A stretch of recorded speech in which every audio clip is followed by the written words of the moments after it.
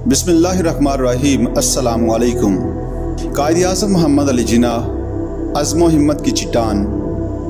सामईन, कायद-ए-आज़म की सेहत के हवाले से उनकी बहन मोहतरमा फातिमा जिन्नाह की ज़बानी चंद और बातें। मोहतरमा लिखती हैं, कायद-ए-आज़म बीमारी के बावजूद अपने पैरोकारों और मद्दाहों की सफ़ में पहुँचते तो उनकी चाल से थकावट और उदासी ज़ाहिर होती थी और वह दोनों तरफ बारी बारी कदरे झुक जाते और अपनी पार्टी के लोगों के सलाम कबूल करते और उन्हें पुरजोश जवाबी सलाम करते चले जाते।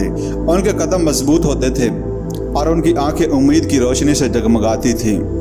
वो डाइस पर चले जाते, कुरान हकीम की चंद एक आयत की तिलावत और मकामी रहनुमाओं की तकरीर के बाद वो चंद कदम चलकर माइक के सामने आते। अब वो नंगी ज़मीन पर बैठे हुए लाखों पुरजोश लोगों पर एक दायराना निगाह डालते और इसके बाद ऐसे लबो लहजे और आवाज़ में उनसे खिताब का आगाज़ करते गोया उन पर बुढ़ापा या खराबी सेहत मुतलक असर अंदाज ही नहीं होती। हर वक्फे के दौरान हाज़रीन जलसा कायद-ए-आज़म जिंदाबाद के नारे लगाते। कायद अपनी आवाज़ को आवाम के दिलों में पैदा होने वाली उम्मीदों, उमंगों और मसरतों के साथ साथ बुलंद से बुलंद तर करते चले जाते, जो अब तक खुद को खुले आसमान तले हौलनाक अंधेरे की कैद में महसूस कर रहे होते थे।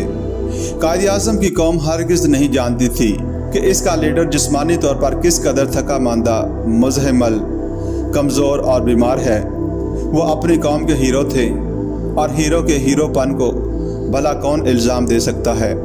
फातिमा जिन्नाह लिखती हैं, घर वापसी पर अपने कमरे की तन्हाई में मेरे भाई बेसद और बेजान से होकर लेट जाते और हाँफते हुए सांस लेते।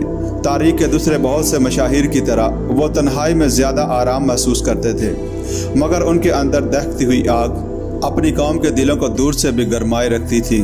खुशकिस्मती से वो अपनी मर्ज़ी के मुताबिक सोने की सलाहियत के भी मालिक थे।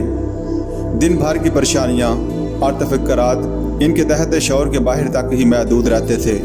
हर सुबह के साथ उनके नाम ताज़ा खतूत, ताज़ा दरख्वास्तें आ जाती और नए नए मसाइल और भारी भरकम मामलात फ़ैसलों के मुंतज़र होते। मोहतरमा फातिमा जिन्नाह मज़ीद लिखती हैं, कायद एक ऐसी रूह थे जो खिदमत के लिए बेकरार थी और वह रूह एक ऐसे जिस्म में थी जो काम और ख़राबी सेहत से टूट चुका था।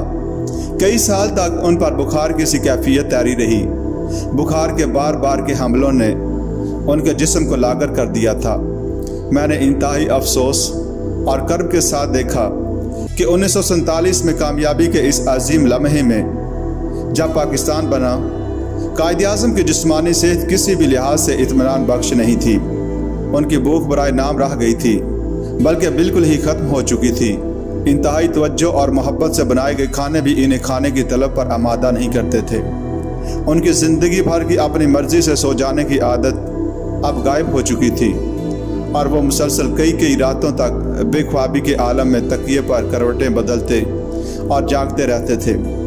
उनकी खांसी में इजाफा हो गया था और इसके साथ हरारत भी अब ज़्यादा रहने लगी थी। मोहतरमा फातिमा जिन्नाह लिखती हैं, इन्हीं दिनों का एक वाक़या है। कायद के एजाज़ में कराची क्लब में एक इशाया दिया गया। इस मौके पर उन्होंने कहा, मिस फातिमा जिन्नाह मेरे लिए मुसलसल इमदाद और हौसला अफजाई का ज़रिया रही हैं। इन दिनों जब मुझे अंदेशा था कि बरतानवी हुकूमत मुझे गिरफ्तार कर लेगी, ये मेरी बहन ही थी जिसने मुझे हौसला दिया और बहुत सी उम्मीद अफजा बातें की। जबकि इनकलाब आंखों में आंखें डाले मुझे घूर रहा था, मेरी बहन ने मेरी सेहत का मुस्तकिल ख्याल रखा। सामईन इकराम, कायद की सेहत के हवाले से ये चंद वाक़यात थे जो मुख्तलिफ किताबों से आपकी खिदमत में पेश किए। सबसे बड़ी गवाही इनकी काबिल एहतराम बहन मोहतरमा फातिमा जिन्नाह की है, जो हर दम कायद के साथ रहती थी। वाकई कौन जान सकता था, सिवाय उनके कि जिस कायद के लिए ट्रेन से बाहर हज़ारों मुसलमान नारे लगा रहे होते थे, वो जिस्मानी तौर पर बीमारी से किस तरह लड़ रहा था। गिर पड़ता था, मगर अज़्म व हिम्मत की ये चट्टान थी जो किसी दूसरे पर ज़ाहिर न होने देती थी कि इस शख्स को अंदर से कितनी तकलीफ़ है। यही वो जज्बा था जिसने पाकिस्तान तख्लीक किया।